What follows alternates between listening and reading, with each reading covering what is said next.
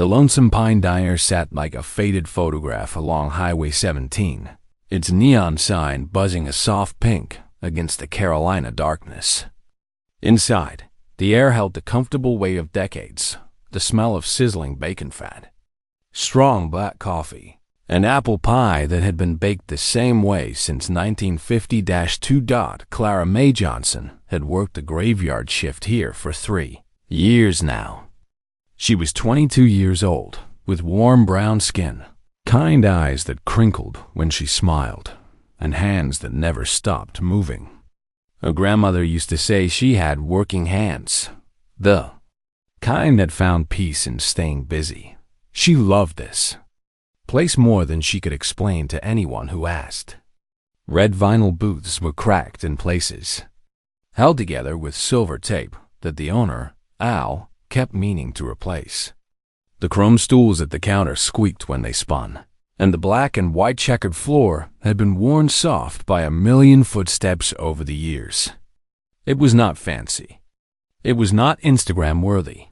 But to Clara, it was holy ground. Every tip she earned went straight into a savings account at the credit union on Baker Street.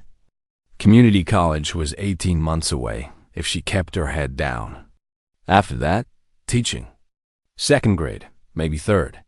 She wanted to stand in front of a classroom full of little faces and help them discover that books could take them anywhere. That was the dream she held close to her chest like a candle flame in wind. The graveyard shift suited her soul. From 11 at night until 7 in the morning, the world grew quiet and gentle. Long-haul truckers would rumble in, bone-tired and grateful for a hot meal and a warm smile. They called her a darling and sweetheart in ways that felt fatherly rather than forward.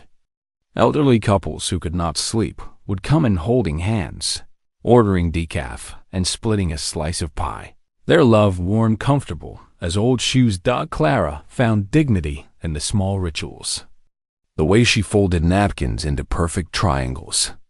The way she knew Mr. Henderson liked his eggs over medium with the yolks just barely set.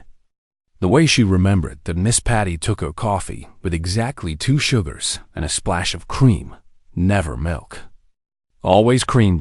These were not small things to Clara. They were the architecture of a life built on respect and care. Tonight started like any other Thursday. The diner was nearly empty, just the way she liked it. Old Earl sat in his usual spot at the counter, nursing his 3rd cup of decaf and doing the crossword puzzle from yesterday's newspaper.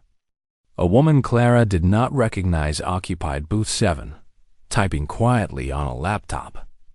A half-eaten salad pushed to the side. And then there was the man in the corner. He had come in around midnight, sliding into booth number 3 by the large picture window without making a sound. Clara almost did not notice him at first. He had that kind of presence, the ability to blend into shadows like he belonged there. He was somewhere in his mid-30s, with a weathered face that spoke of sun and wind and stories he would never tell. His hair was cropped military short. He wore faded camouflage pants and a plain gray shirt that stretched across broad shoulders. When he ordered black coffee and a slice of apple pie, his voice was quiet and polite, almost gentle, but it was his eyes that stayed with Clara. They were gray like winter sky, calm and watchful. Eyes that had seen things.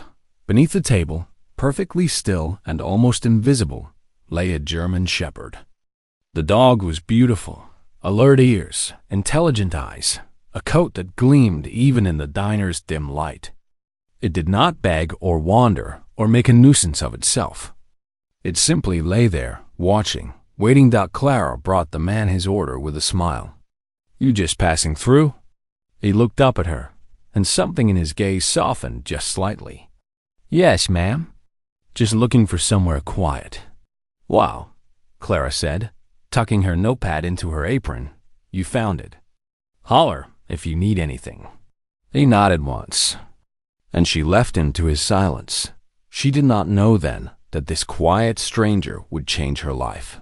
Before the sun came up, they came in around 1 in the morning.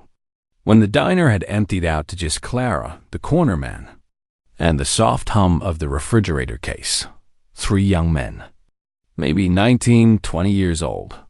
They wore varsity jackets from Jefferson High, the green and gold letters announcing them as football players, local royalty in a town that lived and breathed Friday night games. Clara recognized the type immediately. She had grown up around boys like these, boys who learned early that their size and their status made them untouchable. Boys who smiled at teachers and terrorized everyone else. The one in front was clearly the leader. Tall, broad-shouldered, with sandy hair and a face that probably got him out of every consequence he had ever earned.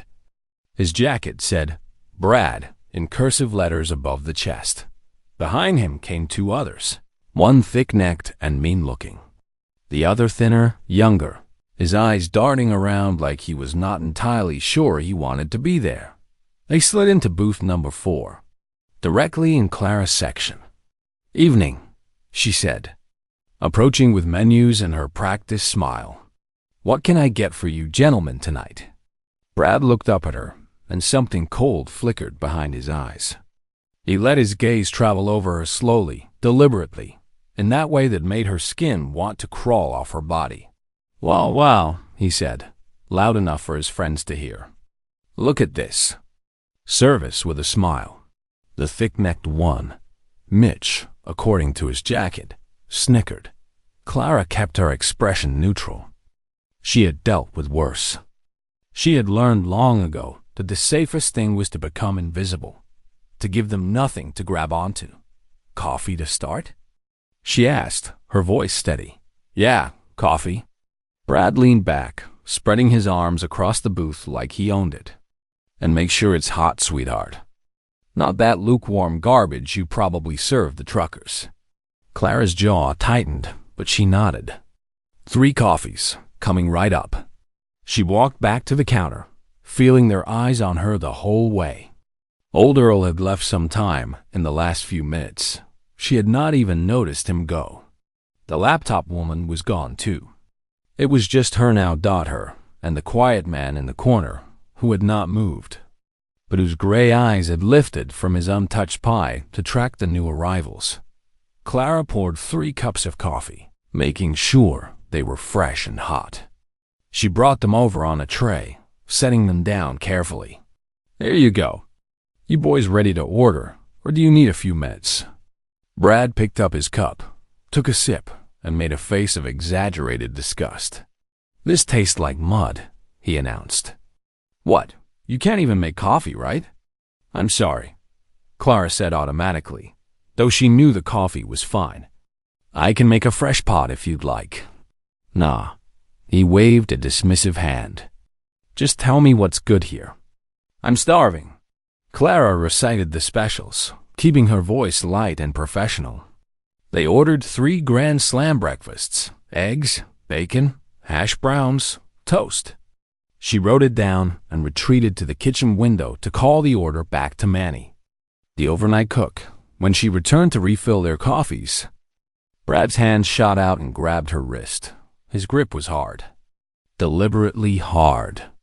The kind of grip meant to communicate power, to remind her that she was small and he was not.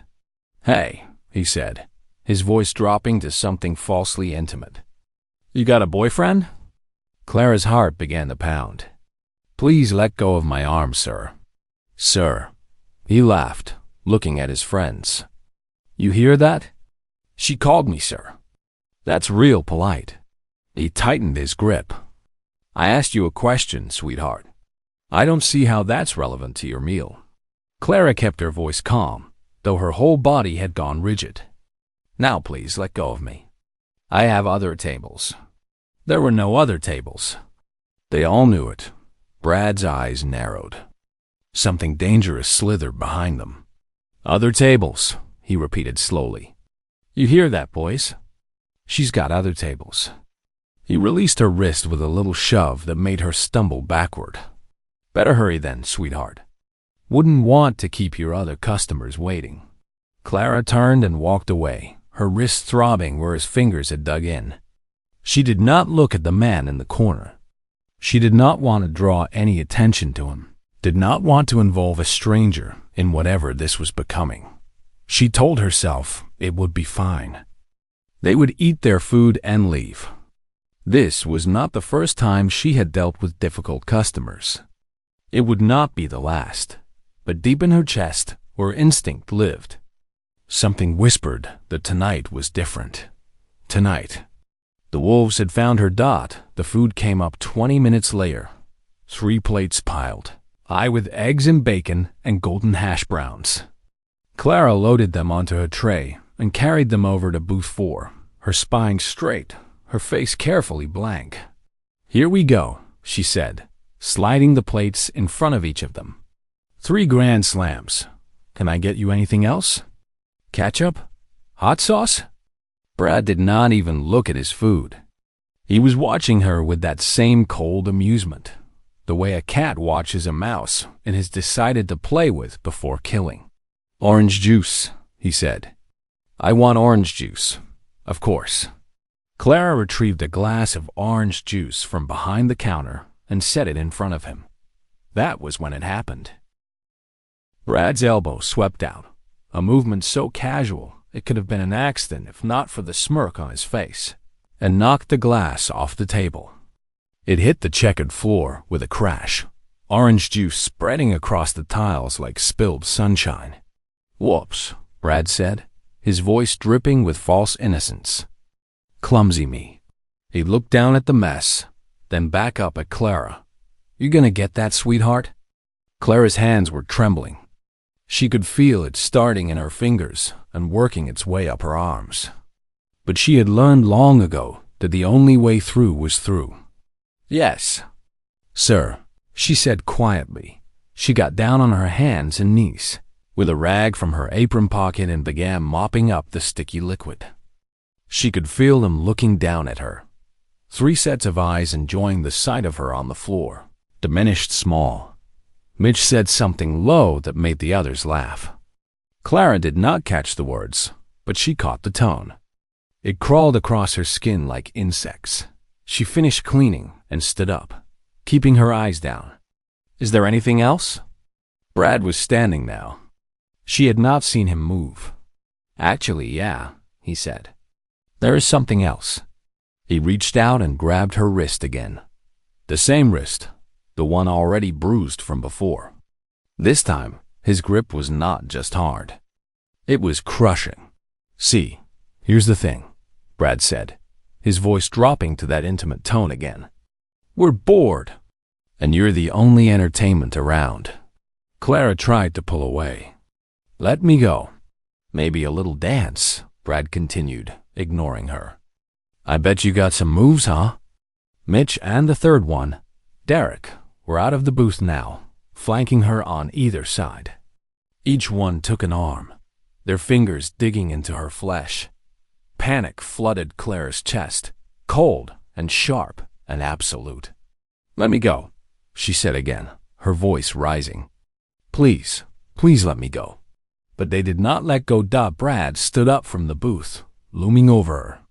He was so much bigger than she was. They were all so much bigger.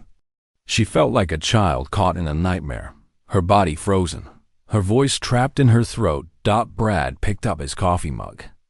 It was still half full, still steaming. You know what I think? He said conversationally. I think the service here is pretty cold. Maybe you need to warm up. He tilted the mug. At first, just a trickle. Hot liquid splashing onto her apron, darkening the fabric. Clara gasped and flinched, but the hands on her arms held her fast. Then Brad tilted the mug further. The full scalding stream hit her chest, soaking through the thin cotton of her uniform, burning into her skin like liquid fire. Clara screamed. It was not a scream of surprise or fear. It was a scream of pure animal pain, the sound of something breaking. The heat was immense, unbearable. A brand of humiliation searing itself into her flesh. The 3 of them laughed out loud, brutal. Empty laughter that echoed off the diner walls and filled every corner with its ugliness. Clara sagged in their grip, sobbing, the pain radiating through her chest with every heartbeat. This is it, she thought. This is where I break. But in the corner booth, something else was breaking too. The quiet man had been watching. He had seen the boys come in. He had seen their swagger, heard their loud and privileged voices. He had watched them diminish Clara with their eyes, their words, their hands. He had told himself to stay out of it. Not your fight, he had thought. She is a civilian. They are just kids. Just loud, obnoxious kids. But when the coffee poured and Clara's scream cut through the air, something ancient and iron-cold settled over him. His German shepherd, Rex, lifted his head. The dog felt it, the change in his partner's breathing, the minute tightening of every muscle. They were a team. They had always been a team. 3 tours together in places whose names could not be spoken. They had learned to read each other in the silence between heartbeats. Rex waited, watching, ready. And in the corner booth. The Navy SEAL named Jake made a decision. Jake did not stand up, not yet. He simply spoke, his voice cutting through the ugly laughter like a blade through smoke. Let her go. It was quiet, almost soft. But it carried. The 3 boys turned, their faces a mixture of surprise and irritation at being interrupted. They saw a man sitting alone in a corner booth, weathered face, gray eyes, nothing particularly threatening about him at first glance. Brad recovered first. His ego would not allow him to show uncertainty. What did you say, old man? Jake's gaze did not waver. It locked onto Brad's eyes and held there with the patience of a predator who has all the time in the world. I said let the young lady go. Then you're going to apologize to her. Mitch, still gripping Clara's arm, sneered. Or what? You and your mutt gonna do something about it. At the word, mutt, Rex's head lifted from beneath the table. His ears pricked forward. His body remained still, but his eyes, intelligent, ancient, knowing, fixed on the 3 boys with an intensity that made the air grow heavy. Jake gave a nearly invisible signal with his hand. Rex settled, but did not look away. Slowly, deliberately, Jake slid out of the booth. When he stood to his full height, something shifted in the room.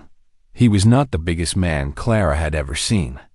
But the way he carried himself, the way he moved like water and coiled steel, made him seem to fill the entire diner. This was not a man who fought. This was a man who ended fights. He took 2 steps forward and stopped, still a good distance from the boys.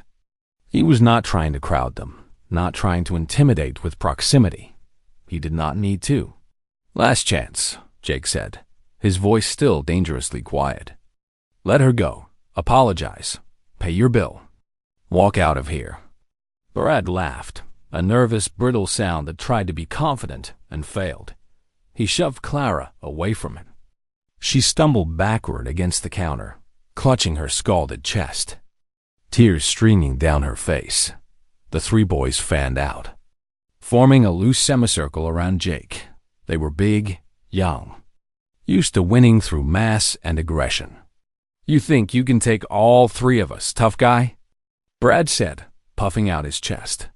Jake's eyes moved over them in a sweep, calm, analytical, categorizing. Brad, the leader, all ego, all show. Mitch, the follower, brute strength, no technique. Derek, the weakest link, already looking toward the door. I don't want to, Jake said quietly. But if you force the issue, it won't be a fight. It will be a lesson. Something in Brad's face twisted. His ego could not take it, could not stomach being spoken to like this by this stranger. In front of his friends, he lunged. It was a wild, looping punch, the kind of punch thrown by someone who had never faced anyone capable of hitting back. Jake moved to Clara. Watching through her tears, it barely looked like movement at all. One moment Brad was swinging. The next moment Jake had stepped inside the arc, caught Brad's wrist, and used the boy's own momentum to spin him around. A sharp twist. A controlled takedown. Brad hit the floor face first, his arm pinned behind him at an angle that made him cry out. "Stay down," Jake said. His voice had not changed. Had not risen. Mitch charged next. Head down, shoulders forward, like a bull. Jake sidestepped with the grace of a dancer. As Mitch barreled past, Jake's hand shot out and grabbed his collar, redirecting him headfirst into the counter with a sickening thud. Mitch crumpled, groaning, holding his head. Derek had not moved. He stood frozen, his face pale, his bravado completely gone. "On your knees," Jake said to him. "Hands behind your head." Derek obeyed instantly, sinking to the floor like a puppet whose strings had been cut. The entire thing had taken perhaps 15 seconds. Jake stood in the center of it all, breathing evenly, not a hair out of place, while the 3 football stars lay scattered around him like broken toys. And then the diner door swung open. Red and blue lights painted the windows. A state trooper stepped inside, his hand on his holster, his eyes going wide at the scene before him. One boy gasping on the floor, one slumped against the counter, one kneeling with his hands behind his head, and a quiet man in camouflage standing calmly in the middle. "Everybody freeze," the officer said. "What in God's name is going on here?" Clara found her voice first. Clara's words came out ragged, broken, but clear.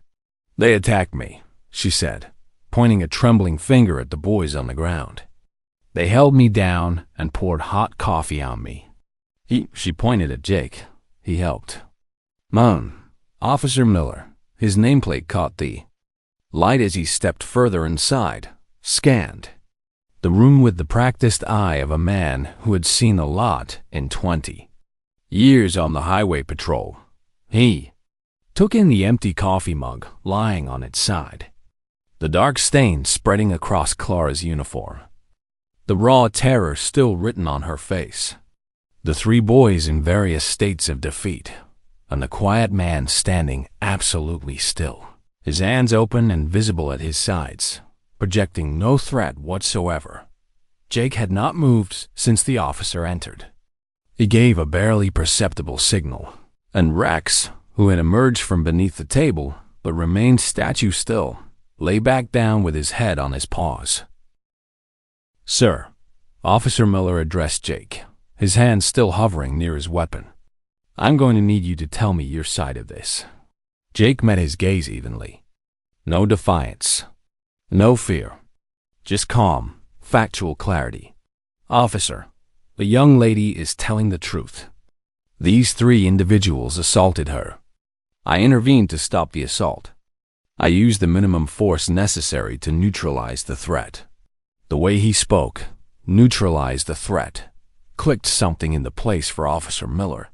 The short cropped hair, the bearing, the efficient, non-lethal takedowns that had left 3 young men incapacitated without a single serious injury, and the German Shepherd, whose disciplined posture was anything but that of a household pet. "Are you currently serving, son?" Miller asked, his tone shifting. "Formerly, sir. Naval Special Warfare." A slow nod. Something like respect settled into the officer's weathered features. "I see." He turned back to the boys, his expression hardening like concrete setting. "All right, you 3. On your feet." Brad was still on the floor, whimpering. Mitch sat slumped against the counter, holding his head. Derek remained on his knees, tears streaming down his face. "We were just messing around," Derek blubbered. "He attacked us. We didn't do anything." "Son," Officer Miller said coldly, "there are security cameras in this establishment. I'm going to review that footage, and if it shows what I think it shows, you're going to want to stop talking right now." He began reading them their rights as he cuffed them one by one. Brad first, then Mitch, then Derek.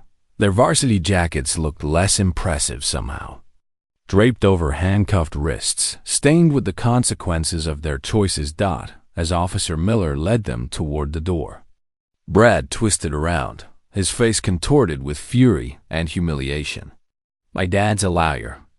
He spat. You're going to be sorry. All of you. Officer Miller did not even break stride. Your daddy's going to be real proud when he sees that video footage, son. Real proud. The door swung shut behind them. Red and blue lights faded as the cruiser pulled away. And then there was silence. Clara stood frozen by the counter, her body shaking uncontrollably. The adrenaline that had been holding her up drained away all at once, leaving her hollow and trembling. Jake moved toward her slowly, his footsteps deliberate and unhurried. He did not try to touch her, did not crowd her space. He simply stood a few feet away, solid and present, like an anchor in a storm. Are you all right? He asked. His voice had changed.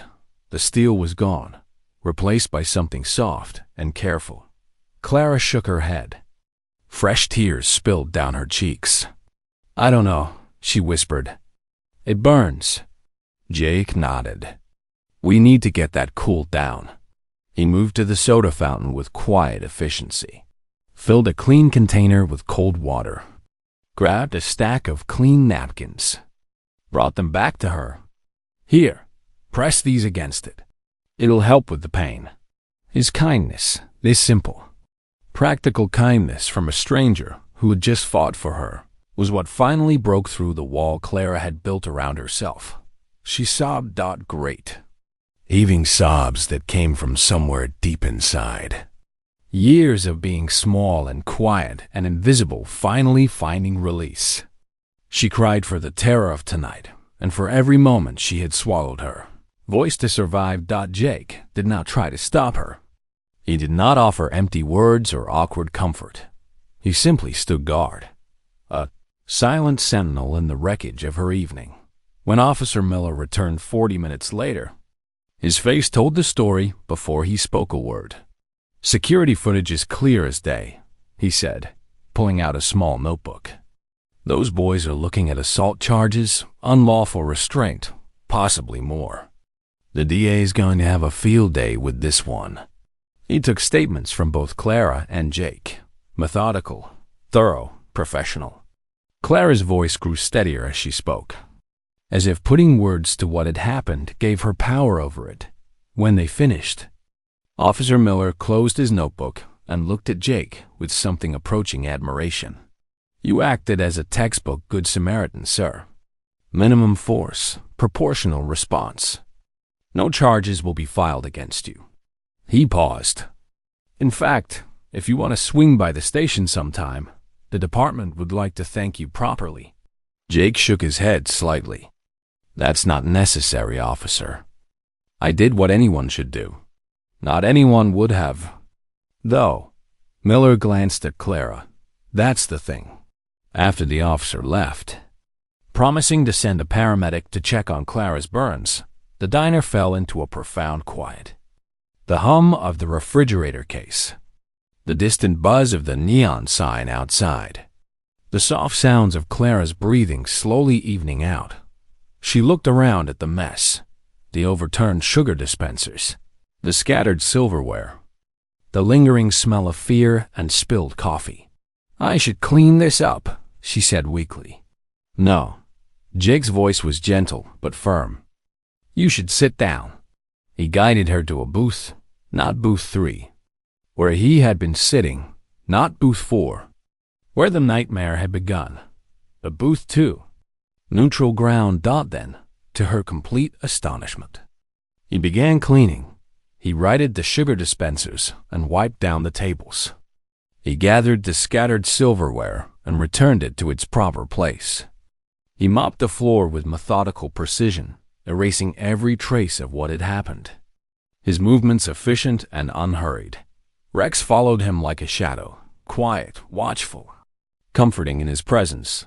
Clara watched this strange man who had descended into her, nightmare-like something out of a story, and was now mopping her floor at 2 a.m.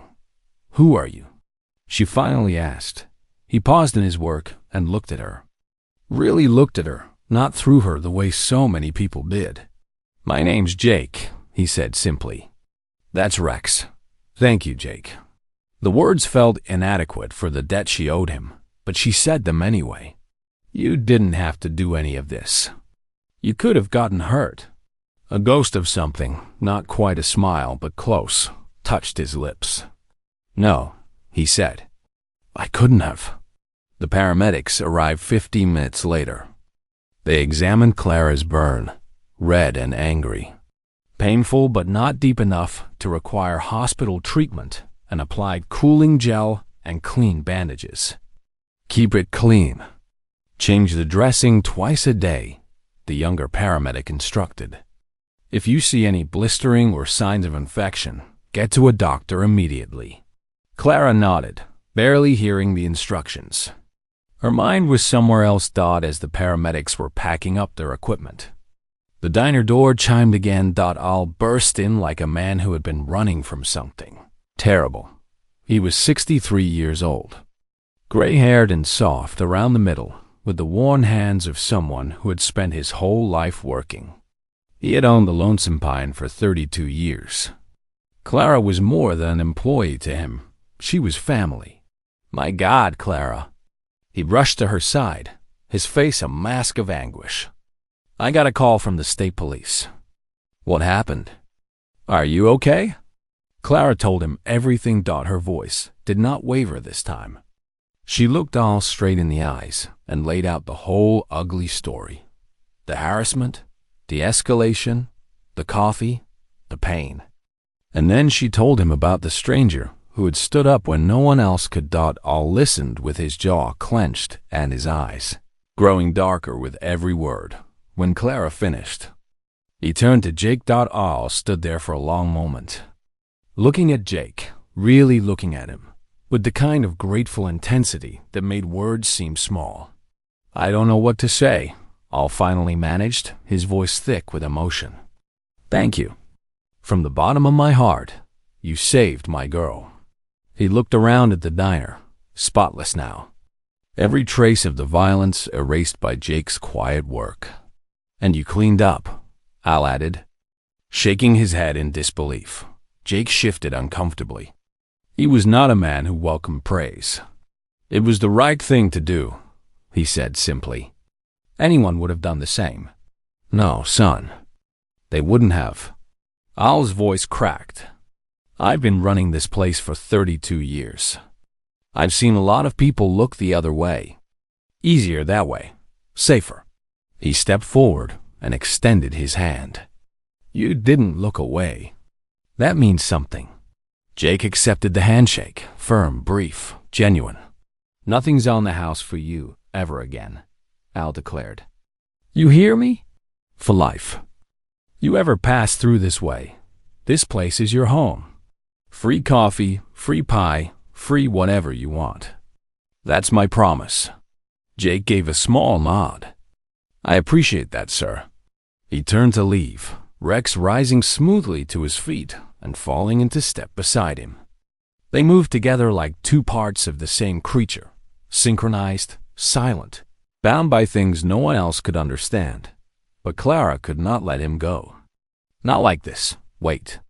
She stood up from the booth, her legs unsteady but holding. She crossed the distance between them in a few steps and stopped directly in front of him. For a moment, she did not know what to say. Words seemed impossibly inadequate for what had happened tonight, for what this stranger had given her. Then she stepped forward and wrapped her arms around him. Jake stiffened. It was the reaction of someone who had spent too long in places where human touch meant danger, where letting your guard down could get you killed. But slowly, awkwardly, his hands came up and patted her back. It was the gesture of a man who had forgotten how to receive kindness, but who understood that sometimes kindness was what people needed to give. Thank you, Clara whispered into his shoulder. Her voice was steady now, clear. Thank you for seeing me. Thank you for not looking away. Jake did not respond with words, but his hand patted her back once more before he gently stepped away. He walked toward the door, Rex padding silently beside him. The German shepherd paused at the threshold and looked back at Clara with those ancient, knowing eyes. A goodbye from one soldier to another. Clara called out one last time. Jake. He stopped, his hand on the door, and turned to look at her. Where are you going? Jake was quiet for a moment. His gaze drifted to the window, to the dark highway stretching beyond the glass, disappearing into the unknown night. Somewhere quiet, he said, and then he was gone. The door chimed softly behind him. Through the window, Clara watched him walk across the parking lot, unhurried, steady, a man who carried his burdens in silence. Rex trotted beside him, loyal and constant. They reached an old pickup truck, parked in the shadows. Jake opened the passenger door for Rex, who leaped in with practiced grace. Then Jake climbed into the driver's seat. The engine turned over. The headlights cut through the darkness, and then the truck pulled away, disappearing into the night like it had never been there at all. Clara stood at the window for a long time, watching the empty highway. All came up beside her, placing a gentle hand on her shoulder. You okay, sweetheart? Clara thought about the question. Really thought about it. Yeah, she said finally. I think I am. The weeks that followed brought changes Clara had not expected. The three boys, Brad Jenkins, Mitch Thompson, and Derek Walsh, were charged with assault, unlawful restraint, and harassment. The security footage from the diner left no room for doubt. Their expensive lawyers and influential parents could not make the video disappear. Brad's father, the lawyer who had promised consequences, found himself on the wrong side of a story that spread through their small town like wildfire. People talked. They always talked. The boys were expelled from Jefferson High 3 weeks before graduation. Their football scholarships evaporated. The future they had assumed was their birthright crumbled beneath the weight of a single night's cruelty. Clara did not celebrate their downfall. She did not feel triumph or satisfaction watching their lives unravel. She felt something quieter than that. She felt free. The burn on her chest healed over the following month, leaving behind a faint scar that would eventually fade to almost nothing. But even when it ached, even when she caught sight of it in the mirror, Clara did not see it as a mark of victimhood. She saw it as proof that she had survived. Al gave her a raise and adjusted her schedule so she could take morning classes at the community college. Her dream of teaching, once so distant, began to feel possible, real, within reach. She enrolled for the fall semester. Introduction to Education, Child Psychology, American Literature. The first day of class, she sat in the front row and did not make herself small. The Lonesome Pine Diner continued on as it always had, frozen in time, a beacon of warmth for weary travelers. The red vinyl booths, the chrome stools that squeaked, the black and white checkered floor worn soft by a million footsteps.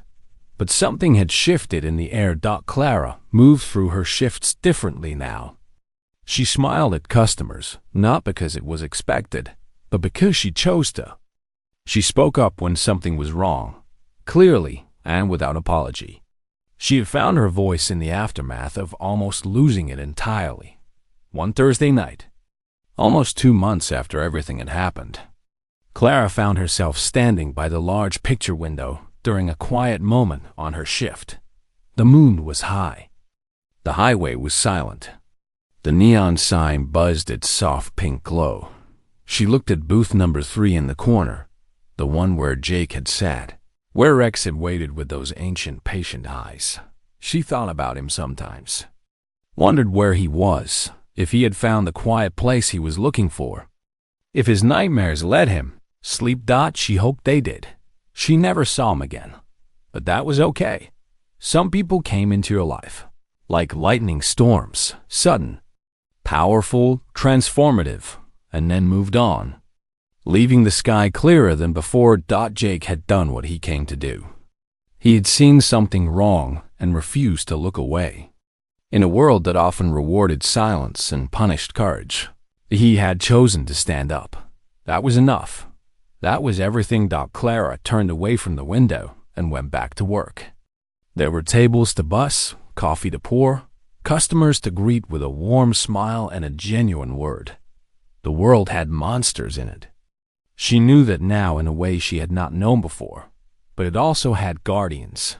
Quiet men with quiet, dogs who walked in shadows, who asked for nothing and expected nothing, who simply did the right thing because it was the right thing to do. And it had survivors, women like Clara, who got knocked down and got back up, who found their voices in the wreckage and refused to be silenced. She picked up her notepad and approached a trucker who had just settled into a booth, bone-tired and grateful for a hot meal. "Evening, sir. What can I get for you tonight?" He smiled up at her, a weathered, kind smile, and the world kept turning. The light in the diner stayed on, warm and steady against the darkness. And somewhere out there, on a highway stretching toward the horizon, a man and his dog drove on into the night, looking for somewhere quiet, finding peace in the knowledge that sometimes, just sometimes, standing up makes all the difference. Asterisk, if you enjoyed this story, don't forget to hit the subscribe button and become a part of our Unbroken Great Stories community. Where are you watching from?